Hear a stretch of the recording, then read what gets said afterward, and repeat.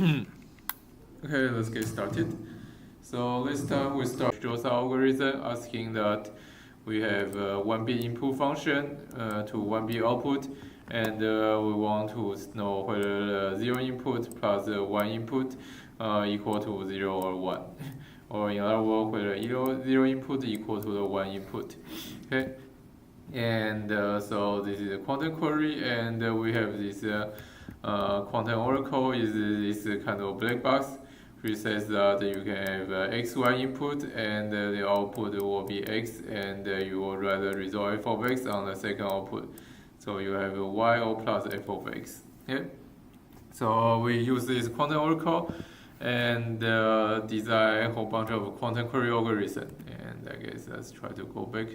Hopefully this doesn't break. Okay, and so we see that we have the Dirichlet's algorithm saying that if you want to solve this f0 plus f1 question, then classically you need two queries, but quantum only need one query because you can use this algorithm. And this algorithm has an interesting feature where you do phase kickback. That is, you use the weird superposition on the output register. So you put a minus state on the output register, and you see that the function value f of x become a phase on the input register because the output register will stay as a minus state. And so you get this global phase minus 1 to the f of x on everything, and it's like a phase on the input register.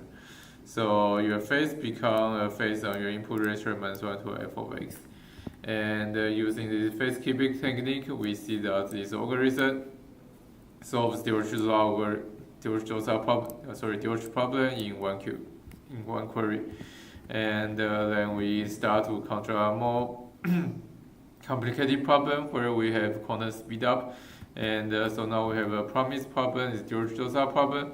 And it asks whether your function is balanced or constant. And so now it's an NB function, and they ask whether it's output always 0 or output always 1, or a balanced function where half of the output is 0, half of the output is 1. Okay, so we want to decide which of these cases is true. And then once again, we have a quantum algorithm do this in one query. And the classical algorithm, we see that we want to do it in no error. It requires 2 to the n-1 queries. Okay. And but if you use the randomized algorithm, this can still be solved pretty quickly classically. So then we go to the next problem, that is our Bernstein-Bazarani problem. And now we have even more structure we need. So we still have NB to 1 bit function. And now we say our function is promised to have this secret s, and such that the output value can be just computed from this secret. So the output value will always be this s inner product with your x, and we want to find the secret s. Okay? And classically you need, because there are 2 to n possible s, you need to use n queries to find s. And surprisingly, quantally, you still only do one query. And here we have some problems, so we'll fix this. But anyway, so the Bernstein-Bazarani algorithm is same as the Dirichlet's algorithm. Okay, file is lagging. Yeah, so you still use this algorithm, but you just have read out your result differently. So you still use this algorithm, and you do the computation. You find that in one query, indeed the output you measure the output, you get the secret string s. Okay, so this is n query to one query difference between so classical needed n query and quantum only need one query.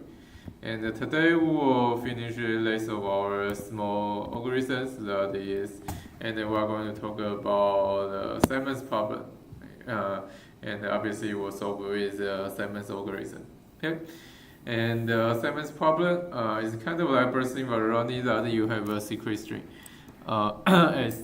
And but anyway, so now our function is a little different. Okay? So previously we always have a Boolean function, meaning that the output is 1 bit.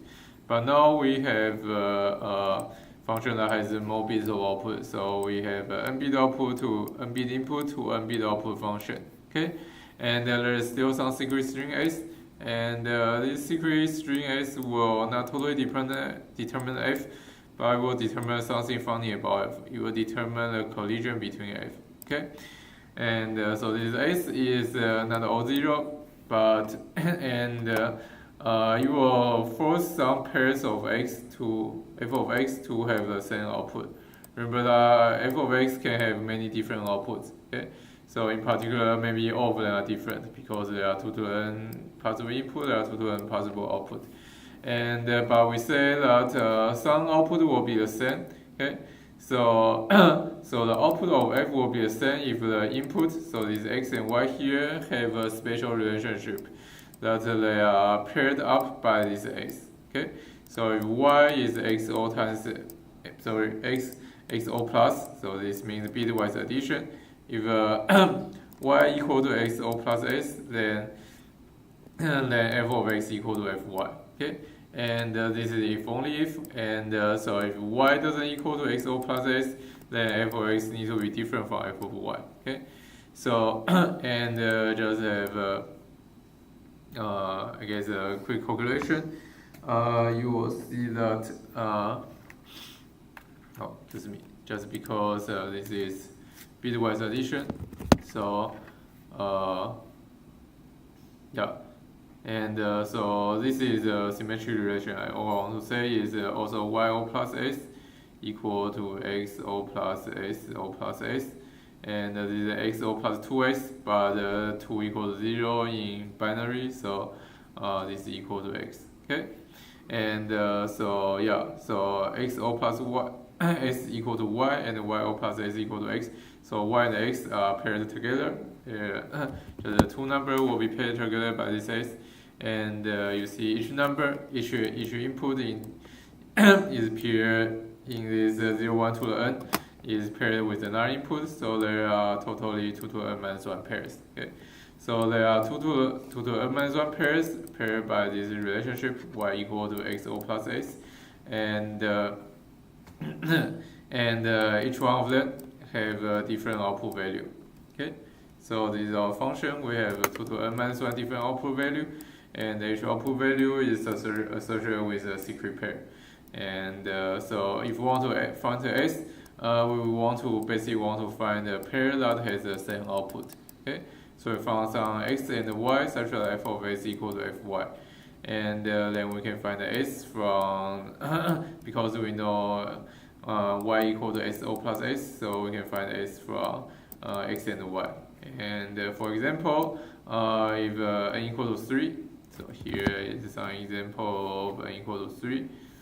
Okay, and what we can do to find s is we just check f on random values. So maybe f of 0, 0, 0, so equal to 5, and f of 1, 0, 1, 1, 0, 1 equal to 7. And here we convert this 0, 1 to n to 0 to 7. Okay, but this is really just some 3-bit number. Okay, and maybe f of 0, 0, 1 equal to 6, and f of 1, 1, 1 equal to 6. Then we see here we have a collision. Okay, so this pair here, we see the output value is the same, and this is what we call a collision, because the output value collide here. Okay, and from this collision, then we know this is y, this is x. Then we can have just s equal to xo plus y, because xo plus y equal to xo plus x o plus s, and 2 times xo plus s, and 2 times x equal to 0 bitwise, and then equal to s.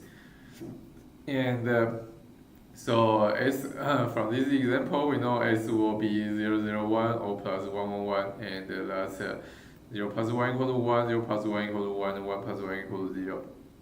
Okay, and this also means that, for example, so we already know this s, so we know how things are paired together.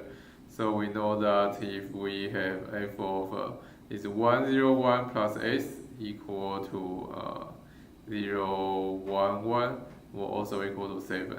Okay, so if you O plus S. So you know 101 is paired with 011 because the S will flip the first two bits.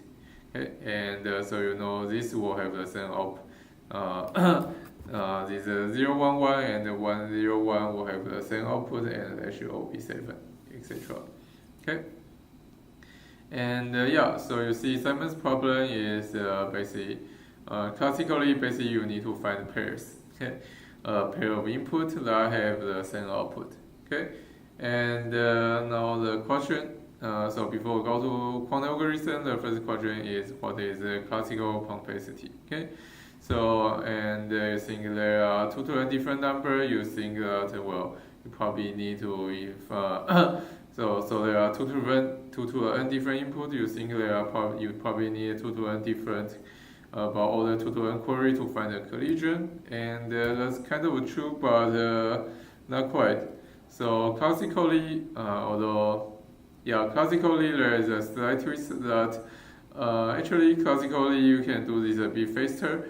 That is, you don't need order 2 to n. I guess you don't need theta 2 to n. You only need theta square root 2 to n queries to find a collision. Okay, and now this is totally classical computation or classical probability theory, and this is quite a famous phenomenon called the birthday paradox. And birthday paradox is this kind of I guess experiment. That is, if you have several people in classroom and you want to ask whether any of 2 people have the same birthday. Okay, and you ask how many people do you need in a room to have to have a high probability that 2 of them have the same birthday. And so the answer is you only need 23 people to have 50% probability, such that 2 people have the same birthday. Okay, and you see that the 23 and the number of days in a year is very different. So there are 365 days in a year, but you only need 23 people to find a collision in their birthday. Okay, with 50% probability. And so you might ask why is it not like 300 people?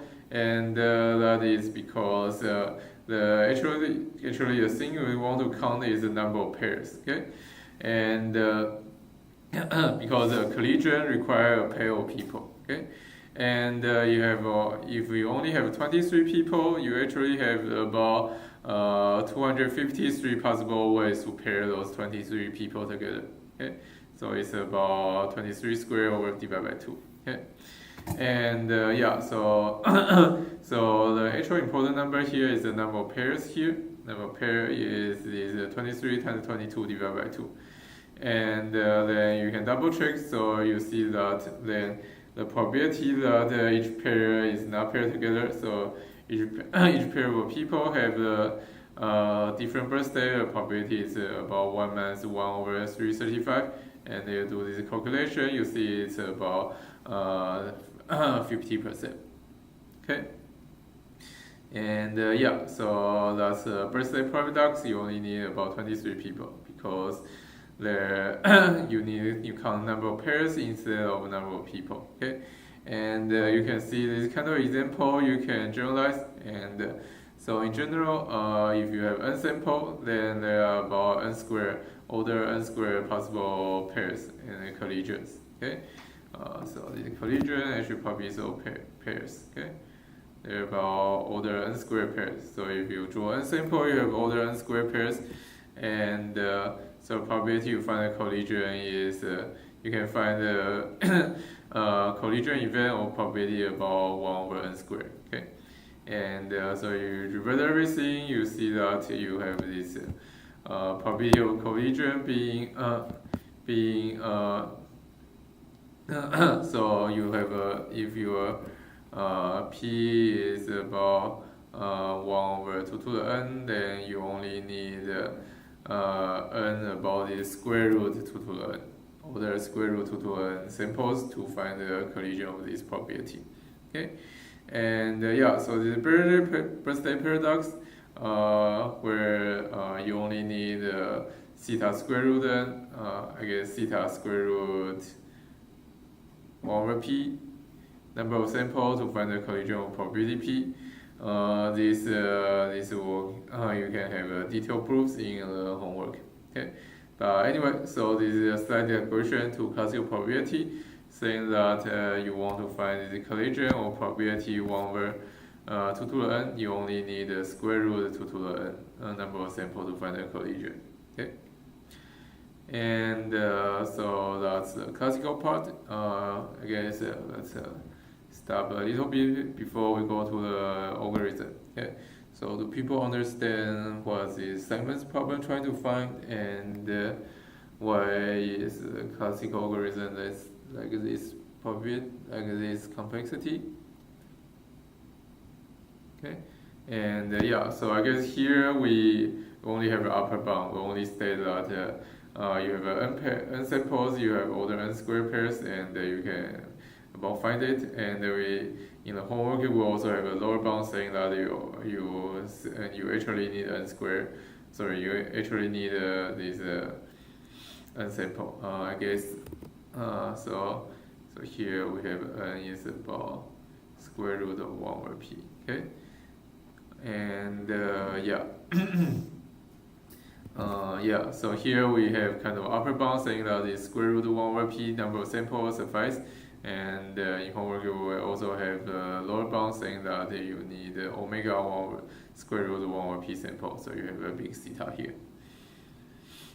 Okay, so that's a small digression to classical probability, and now let's go to quantum algorithm.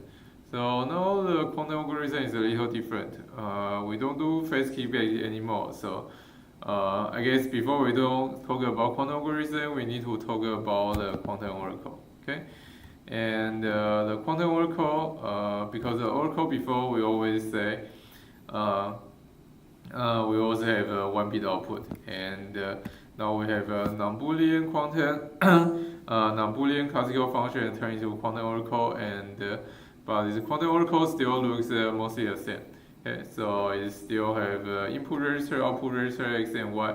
So I guess the only difference is that the output register is many bits now. Okay, so you also have n bit output. Before it was 1 bit output. Okay, and so we have input register, output register, and the input register still stay as the same. So x still stay as x. And you still want to write the output to y, and but now we have this we're O plus here, okay, and so we still want it reversible, so we still have O plus here, and is there a different way you can define O plus here, but doesn't really matter. So here we just have this O plus as a bitwise addition, okay, addition. So before, when we had the addition, excuse me, okay. So when we had a Boolean function, this is 1 bit. So the O plus here was just XOR, and but now y and f of x are both n bit string, and so now we just say this is you have O plus on each bit, so XOR on each bit, okay. So that's the only difference about the oracle, and but let's back to the circuit. Okay, and the circuit is like this. So the output register we just put 0 here. Okay, so that's why I said it doesn't matter, because you are just going to have f of x here. And the input register we do our usual thing. So you have HEDMA on the HEDMA before we have before we feed into oracle, and the HEDMA after we do oracle. Okay, and I guess if you want to be a bit clear, so this HEDMA is actually HEDMA to the n. Okay, HEDMA to the n. And okay, this is a little ugly. Sorry. Let me try to draw this a bit clean. So HEDMA to the n and HEDMA to the n. Okay, and yeah, and so we'll run this algorithm, and we'll get some result here. Okay. Yeah. So let's see what happens when we run this algorithm. And so as usual, you run HEDMA to the n on 0 to the n. You got equal superposition of everything on the first register. So you have the summation x over all x on the first register, and the second register just stays 0 to n. Okay, that's side one, and they run this oracle. And this is kind of like our quantum parallelism example. So you will compute this f of x in parallel. So you will compute f of x in for all possible x, because your input was all possible x, and then you get all possible f of x on the output register. Okay, and so you have this kind of integral state between your first register and the second register, and so it's the summation x, and f of x. Okay, and so that's your side 2. Okay, and then our algorithm start doing something funny. Okay, and so the actual output we want to use is here. Okay, so we are going to output something here. Let's say, and then okay, but then we use the principle, but this thing we want to see what the head on the first register and the major do, and it's actually a bit hard to analyze. It is a bit hard to analyze what this head to n will do. So we'll do something funny here. That is, we use the principle of infer measurement. So remember we said before that you can always assume that unused register get measured before the end of the algorithm. So we assume the register actually get measured here, and then we see what happened. Okay. So remember until this point. Okay. So this side 2 is this point. I should. Side 2 is excuse me. Okay. So side 2 is this point.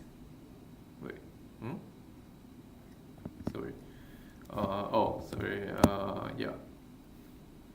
Now I got this. Side 2 is until this point. And we say because this second register we don't use it anymore, so we must well put the measurement here and see what's the outcome. Okay, and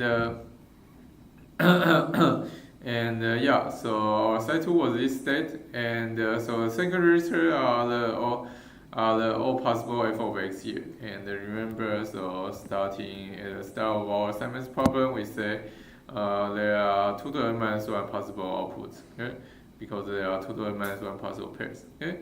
So there are 2 to n minus 1 possible output, and whatever you measure, you will get some of it. We measure the output in computational basis, and you will get basically there are all possible output here, and you will get one of them. So you will get one of the random 2 to n minus 1 possible output, and let's call it D. Doesn't matter, okay? What matters is now we want to see what happened if you get some output D, then what is the state of your register, first register here. Okay, so so you basically do, if you get output D, you basically do to get output D, you basically do this projector on the second register to D, right? So getting output D is corresponding to you are applying the measurement operator I and the projection on D, right? And so there will be some probability, and there will be some post-measurement state. And you think about what is post-measurement state. It will be you are projecting on the part where the f of x equal to D. And so that will be, so you are left with a state where the first register x here are something like f of x equal to D. And we know each D has 2 pre-image. It has f of x equal to D or f of x plus s equal to D for some x, right? Because each output corresponds to a pair of input. So this pair of input f of x plus s. And yeah, so and so the most interesting calculation of this algorithm is this thing here. So measure the output, and you get basically a uniformly random D. And then upon getting D, your input state will become this very simple form. You will become a uniform superposition because everything was having same amplitude. Okay, so you will get uniform superposition between x and xo plus s. So now you see you get something that has the information about s here. Okay, but this x will be random. Okay, so you will get some basically uniformly random x and xo plus s, and for this d, and uniformly random d when you measure the second register. Okay, and yeah, so you will get some d, and you will get corresponding x and xo plus s on the first register.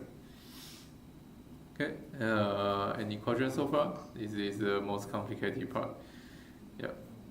So you do computational base. Once again, you do computational basis measurement on the second register, and the computational basis measurement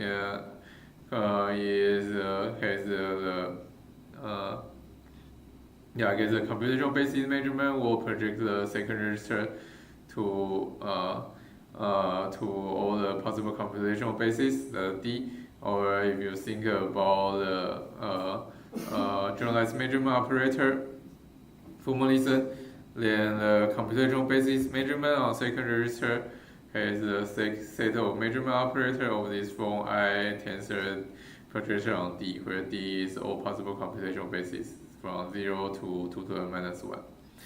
Okay, and so if you project on D here, then you see that you put this projector D on this state here. Okay, you put this projector on D on this state here, and you see you project onto a subnormalized state, a subnormalized version of this psi 3 that is x and xo plus s, because only when the first register is x or xo plus s, you have a second register equal to d. Okay, hopefully everyone understands this projection part. Okay, and okay, so psi 3 is now this easy thing, and now we do Hedema to n again, and now this we use our usual formula where Hedema to n on x is just minus 1 to the x star z and summation over z. Okay, so this x, the x becomes this thing, and the x o plus s becomes this thing, and we have extra factor. You have 1 over square root 2 from before, and 1 over 2 to the square root 1 over square root 2 to the n from your Hedema. Okay, and psi 4 you written algebraically is this thing, and then you will measure and get z. So you want to see, okay, so the each z has this as a coefficient. So this part is the coefficient for z. Excuse me. Oh, sorry. So this minus 1 to the x star z plus minus 1 to the xo plus s star z is the coefficient to your z. Okay, so this is like a sub z if you like. Okay, and so this looks complicated, but you see that it's minus 1 to the something plus minus 1 to the something. So this is basically a minus plus 1 plus minus plus 1 or minus 1. Okay, and so this thing is basically you having only two values. It's either plus 2, plus minus 2 or 0. So if these two numbers are different, you have two different signs here, then it becomes 0 and the last z cannot get measured. And if they have the same sign, and then you get a plus or minus 1, then you will get the z. Okay, and so if you want to be not 0, then this x star z and x plus s star z should be the same. Okay, so this minus 1 and this minus 1 will become either both plus 1 or both minus 1. Okay, so if you want to be not 0, so then these two exponents must be the same, and then you can solve this equation. So x star z equal to xo plus s star z. And you would use a bit of linearity, you find out that xo plus s star z is x star z o plus x star z. Okay, and so I'll write all that a little bit. So this thing is x star z o plus x star z. Okay, and x star z and x star z cancel out, so you see that x star z equal to 0. And last interesting result we get here. Okay, So you find out that you run this circuit, you get a z such that s dot z equal to 0. Okay.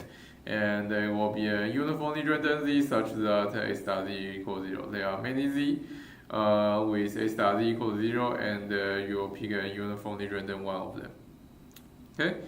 And okay, but you see that sure you get some z such that s dot z equals 0, but what you want to learn is s. Okay, so you still don't know about s, and indeed, so if you run this circuit once, and you will not learn s, you will learn something about s.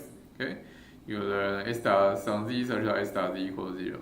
So about 1 bit of information about s. And but what if you want to learn the whole s? Okay. Okay. If you want to learn whole s, then you need to get many different z. Okay. So remember we said we get a uniformly random z such as s dot z equals 0. And so you can just run this circuit over and over, you will get a different uniformly random z. Okay. And let's call them z1, z2 to zk. Okay. So some k will determine later. Okay. And so now the question is how you determine s from a bunch of those z. And that is you just solve a linear system equation. Okay. And so you have s dot z1 equals 0, s dot z2 equals 0, dot s dot zk equals 0. Okay. And you have a uniformly random zk. Okay. And when you write down this equation bitwise, you find out that this is a system of linear equation for bits of s. Okay. Because this is like s1 times z11 plus s2 times z12 plus s3 times z13 dot equals 0. So those are linear system equations with n variables. Okay. Okay. Yeah. So s equal to you think s equal to s1, s2, to sn. So there are n variables here. Okay. And so you have this linear system of equations. Sorry, system of linear equations that you try to solve for these n variables. Okay.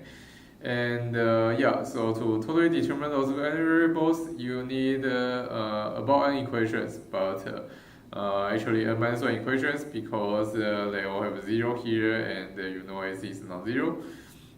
Yeah. But anyway, you need about linear independent equations here. Okay. And by some easy probability argument, you see that if you draw about order n these different zk's, about order n these different zi's, then you will have this n minus 1 linear independent equations with high probability. Okay. And yeah, so that's our algorithm. You will have you run this circuit over and over with order n times, and you solve this linear system equation, and then you find the s. Okay. And yeah, so we see that we have this order n algorithm. So each time you run this circuit, you only use each time you run this circuit, you only use one oracle or one query, and you need to run this circuit order n times, so they are totally order n queries. So I guess I can have a bullet point here. So in using k equal to order n queries to find this. Okay. So yeah, so we use k equal to order n queries to find s in the quantum algorithm. Any questions? That's Simon's algorithm. It's a bit more complicated. And yeah, and we'll see this idea will kind of this idea inspires the next algorithm we want to talk about. That is phase estimation and Shor's factoring algorithm. Okay, this idea of you do this kind of measurement on second qubit and project your first qubit to some particular state inspired Peter Shor to design his factoring algorithm. Okay, And but here's a small summary of our algorithm so far. So we talk about 4 different algorithms in this chapter. We have a Dirichlet algorithm, Dirichlet algorithm, Bernstein-Varrani, and Simon's algorithm. And we see that they have a different separation. So Dirichlet's algorithm, it has that quantum query complexity was 1 and deterministic query complexity was 2. So we have this 1 versus 2 separation. And Dirichlet, we see that we have this exponential separation between quantum query complexity and deterministic classical complexity. But we see that for randomized algorithm, you still only need order 1. Okay. And then Bernstein-Varrani algorithm, we see we have a actual separation between quantum query complexity and randomized classical complexity. Randomized query complexity. So it's a 1 and order and theta n separation.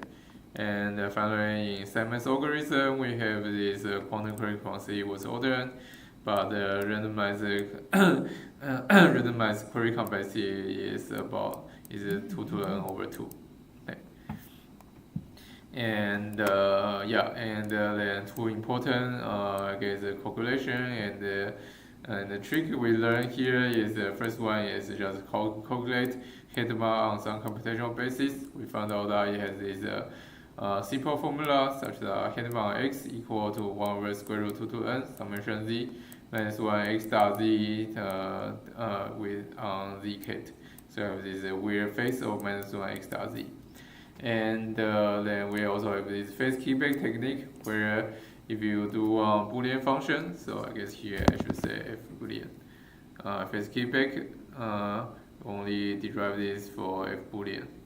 Okay, if it's a Boolean function and you put the uf of x, use more introduction to classical Fourier transform. Okay, and yeah, excuse me. Let me try to set up.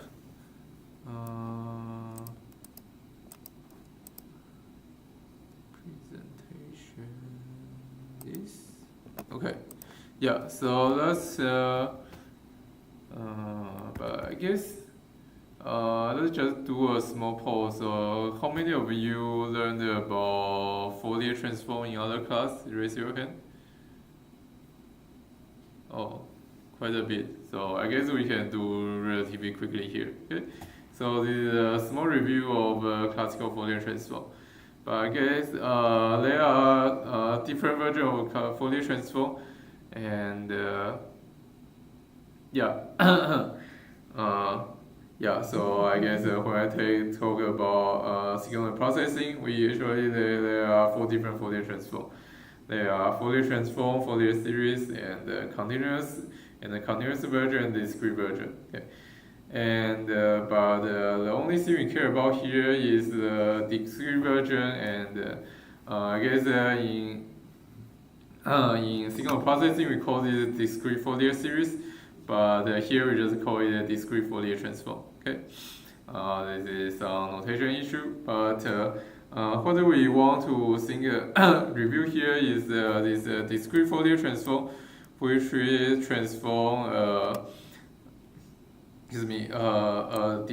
discrete vector, so a vector of n dimension to a vector of n dimension. Okay, so we want to talk about this discrete Fourier transform Fn, and it's a transformation from an n-dimensional vector to another n-dimensional vector. Okay, and yeah, so a vector, because of computer science, will come from 0, so x0 to xn minus 1 to some y0 to y minus 1. And this is a linear transform, and we can just write it as a matrix. So so we have this output y is just our Fourier transform Fn times 0x. Okay, and Fourier transform always have many different notation, but for whatever reason, this is our notation here. Okay, and so this notation might be inconsistent to other class, but our notation is like this. So this Fn is a matrix, and we just define it element-wise as Fn sub kj equal to 1 over square root n e to a 2 pi jk divided by n. Okay, so Fn of kj, so kj, this is a standard notation for a matrix. So this sub kj means the row k column j element of this matrix. And the Fn means that we are transforming n-dimensional vectors, so this is an n by n matrix. Okay? And yeah, so this is basically the definition of Fourier transform. Fn, or discrete Fourier transform, Fn sub kj equal to 1 over square root n e to the 2 pi I jk divided by n. And so we have Fn on x become y, and then we can also have the reverse Fourier transform, Fn minus y, Fn minus 1 on y will become our x vector. Okay. And I guess for writing this here, we already assume Fn is reversible, and indeed it is irreversible. Okay, and yeah.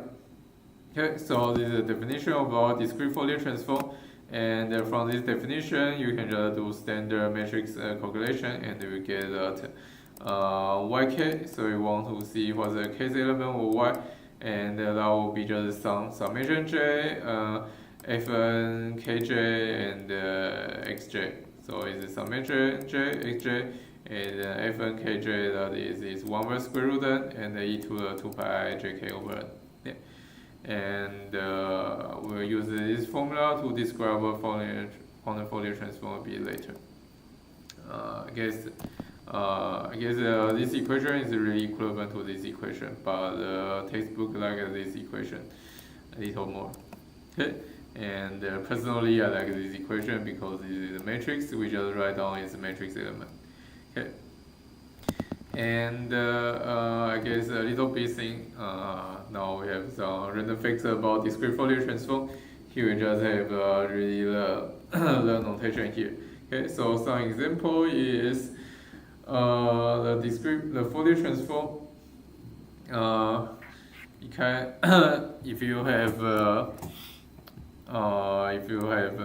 uniform input, then we'll transform to concentrated output. Okay, so if O1 input, and you do this calculation. I guess here we just show some calculation. Okay, so if O1 input, and this is kind of interesting case, you see that the output will concentrate on just the first dimension, because if your O1 input, and now you think about this yk equation. Okay, so you calculate yk for every k, and input is O1, so you have xj equal to 1 here. Then just think about what summation j from 0 to n minus 1 is e to the 2 pi jk divided by n. Okay, and now we have an important equation that we'll use a lot. I think we'll use a lot for the next few weeks. That is the summation j from 0 to n minus 1 e to the 2 pi jk divided by n is equal to 0 if k not equal to 0. And this will equal to this square root n if k equal to 0. Okay. And so I guess start with the easier one. So if k equals 0, this exponent part is just 0, so you're just summing over a whole bunch of ones. So you're summing over n different ones divided by square root n, you just have a square root n. Okay. And for k not equal to 0, then that's an interesting case. So this equal to 0, we have a kind of geometric proof here. You find out that those phase vector, if you draw it on convex plane, so here we have a convex plane, and with the real axis here and the imaginary axis up there, so the real imaginary, and we see that those things for different j, they are equally spaced out points on this unit circle. So for example, if k equal to 1, and for different j, you just have j equal to 1 will be here, j equal to 2 equal here, j equal to 3 equal here, j equal to 4 equal here, and j equal to 0 equal here. And so we are summing out those 5 points on convex plane, and we will just average to the center point, that's 0. Okay. And yeah, so and for different k, you just have a different distribution, but you are always summing over these 5 points. Okay. And another notation we would like is this omega, or sometimes omega sub n. Okay. Omega sub n is this e to the 2 pi divided by n. And so this thing is just omega to the jk. Okay, so just a bit of an easier notation. Okay, and so that's an example for this Fourier transform, and we can also have this Fourier transform if our input was 0, 1, 0, 0, 0, 0, and then you see that you have xj equal to xj equal to 1 if only if j equal to 1, so you just have a whole bunch of j equal to 1 example here, so it's just e to the 2 pi ik over n.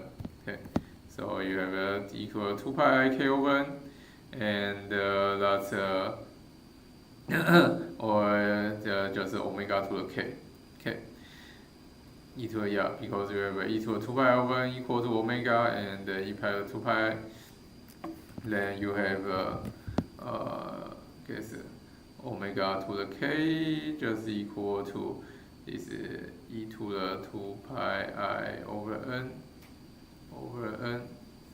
to the k. Okay. This is just a standard exponent manipulation. Okay, so that's some example of Fourier transform with real calculation. Okay, and then some example about the matrix. So you can see the kind of have a pattern here. So F2 is this 1 by square root 2, 1, 1, 1 minus 1. And this matrix is actually something we are very familiar. So this is our Hedman matrix. Okay, and yeah, so so that's why the previous algorithms we just talked about today and next week are very related to quantum Fourier transform, because people think a Hedman matrix as a Fourier transform on dimension 2. Okay, that's one way to think about it. And then have a higher dimension discrete Fourier transform.